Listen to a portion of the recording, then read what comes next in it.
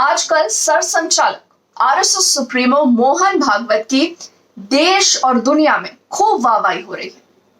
दूसरी तरफ दिल्ली के दो बीजेपी नेता, जिनमें से एक को अब सस्पेंड किया गया है और एक को एक्सपेल किया गया है, उनके आपत्तिजनक बयान और ट्वीट ने आफत खड़ी कर दी है।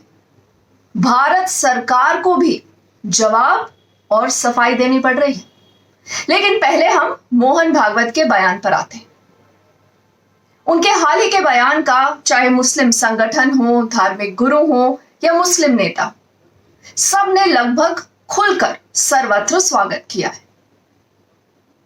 अब मोहन भागवत ने बयान में मुस्लिम पूजा पद्धति को स्वीकार करते हुए, यानी कि रिकॉग्नाइज करते हुए, यह कहने की कोशिश की थी कि उनको डरने की जरूरत नहीं है और वो अपनी आस्था को लेकर बिल्कुल स्वतंत्र है।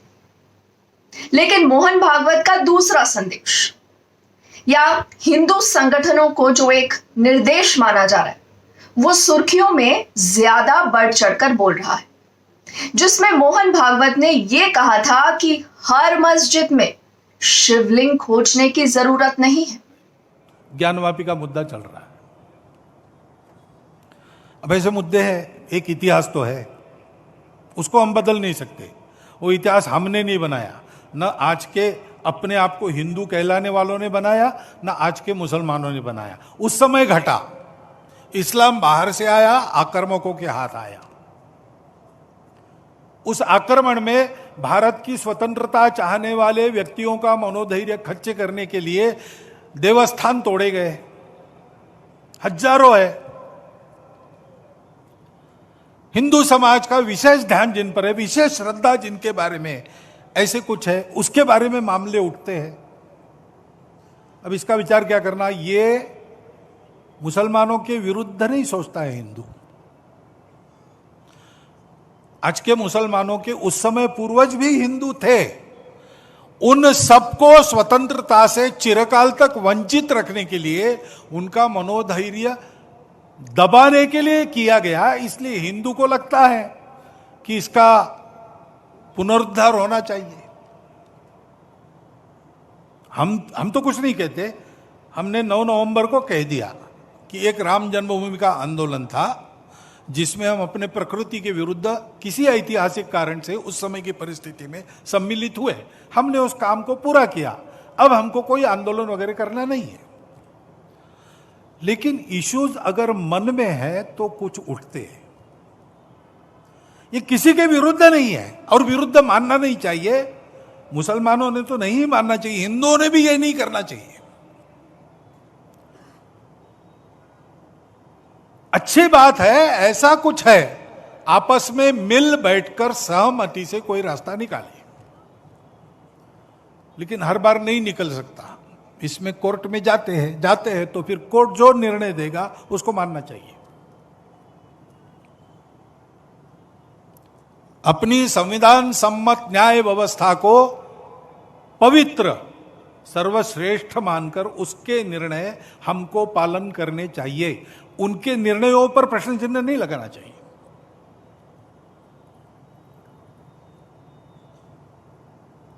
और ठीक है, प्रतीकात्मक कुछ हमारी विशेष श्रद्धा थी, ऐसे स्थानों के बारे में हमने कहा, लेकिन रोज एक मामला निकालना नया, यह भी नहीं करना चाहिए। हमको झगड़ा क्यों बढ़ाना है? ज्ञानवापी के बारे में हमारी कुछ श्रद्धाएं हैं, परंपरा से चलती आई, हम कर रहे, ठीक है, परंतु हर मस्जिद में शिवलिंग क्यों देखना? दरअसल बीते कुछ दिनों से या कहें महीनों से ज्ञानवापी मुद्दे से शुरू हुआ पूरा मुद्दा अब पूरे देश में हिंदू संगठनों की एक मुहिम में बदल गया है। कुतुब मीनार, ताजमहल, इन सब से लेकर बहुत सारी मस्जिदों में भी अब हिंदू संगठनों ने खुदाई करवाने की अपनी मांग शुरू कर दी है। लेकिन आरएसएस सुप्रीमो मोहन भागवत के बयान के बाद फिलहाल इस मुहिम पर ब्रेक लगा है। अब शायद इन संगठनों, इन समूहों ने मोहन भागवत के बयान का नोटिस लिया है।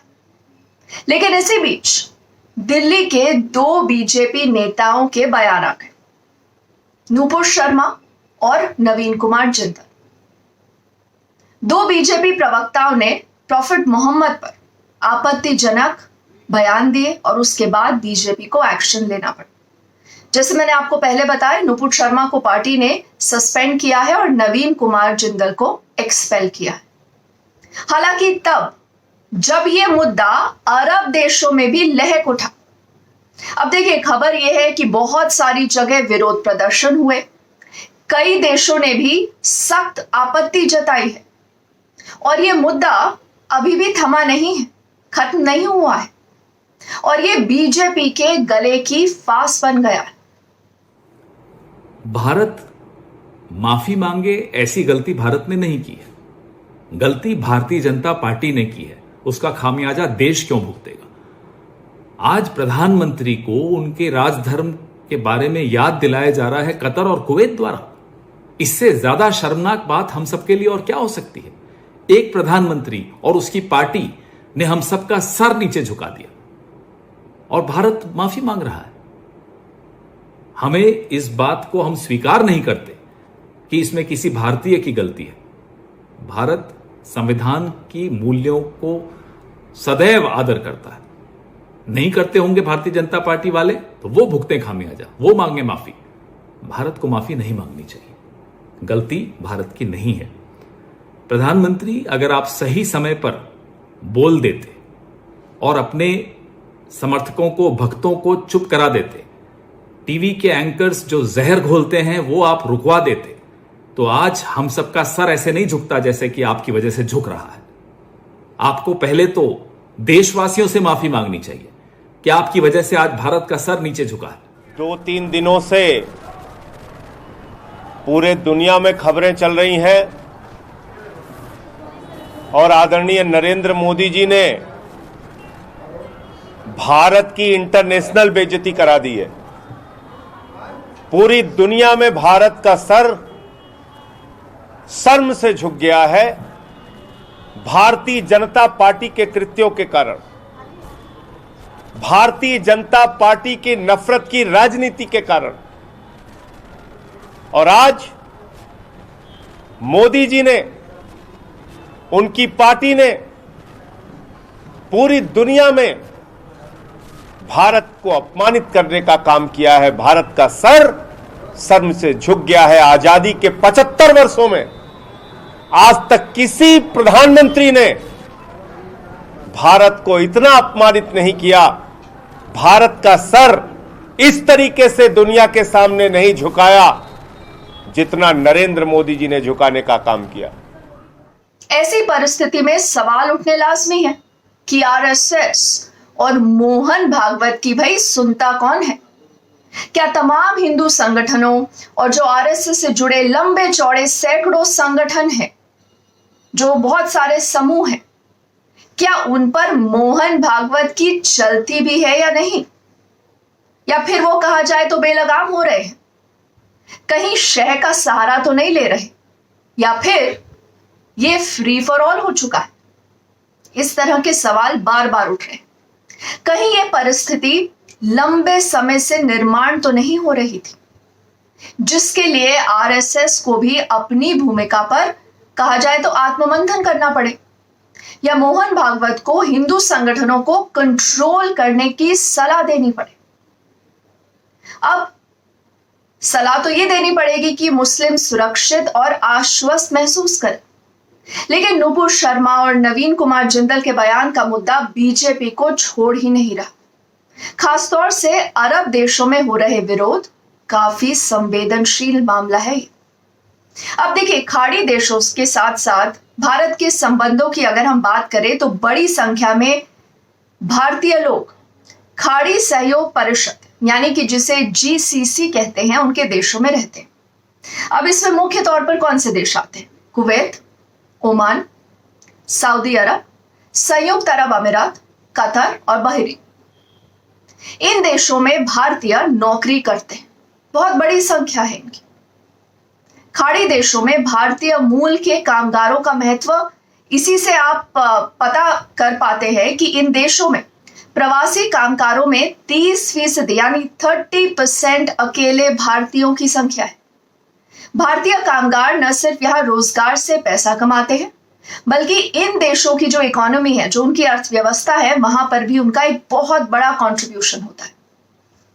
अगर हम आंकड़े देखें तो उसके मुताबिक भारत से सबसे ज्यादा प्रवासी दुनिया भर में फैले हैं। और यह भी सच है कि विदेश से आने वाले धन से भी सबसे ज्यादा जो धन है वो भारत में ही आता है, जिसे रेमिटेंसेस कहते हैं।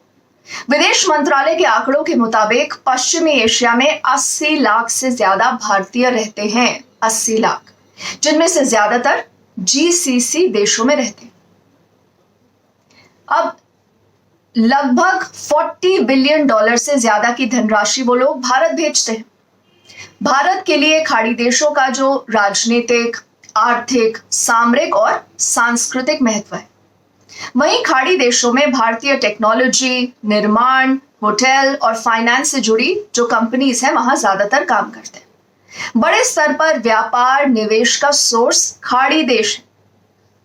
ऑयल एंड गैस आता है। नूपुर शर्मा और नवीन कुमार जिंदल के बयानों पर ओआईसी ने भी बयान जारी किया और उस पर भारत ने सख्त आपत्ति व्यक्त की है। भारत यह कहता है कि इसे ज्यादा तूल नहीं दिया जाना चाहिए। अब जो इस्लामिक देश है उनका एक संगठन है जिसे कहते हैं ऑर्गेनाइजेशन ऑफ इस्लामिक कोऑपरेशन, यानी कि ओआईसी। इसमें 57 देश शामिल हैं। ताजा घटना से तनाव देखा जा सकता है। भारत विरोधी कुछ मुल्क खास तौर से इस समय भारत को बदनाम करने की कोशिश कर रहे हैं, पहले भी करते रहे, जबकि अरब देशों से भारत का संबंध अच्छा रहना बहुत जरूरी है। तो एक बात तो जरूर कह सकते हैं कि भारत विरोधी शक्तियों से निपटना जरूरी तो है, मगर साथ ही साथ देश के अंदर सो कॉल्ड फ्रिंज एलिमेंट्स को काबू में रखना, कुचलना उतना ही जरूरी है। आरएसएस प्रमुख मोहन भागवत को अभी और बयान देने होंगे जिससे सब अपनी हद में रहें, उनके कथनों का सब सम्मान करें। तो आगे देखते हैं और क्या होता है, किस तरह के रिएक्शंस आते हैं। अगर आपने अभी तक मेरे YouTube चैनल को सब्सक्राइब नहीं किया है तो आपसे गुजारिश है कि चैनल को जरूर सब्सक्राइब करिएगा, लाइक करिएगा और कमेंट सेक्शन में मुझे अपनी राय भी जरूर बताइएगा। फिलहाल के लिए थैंक यू।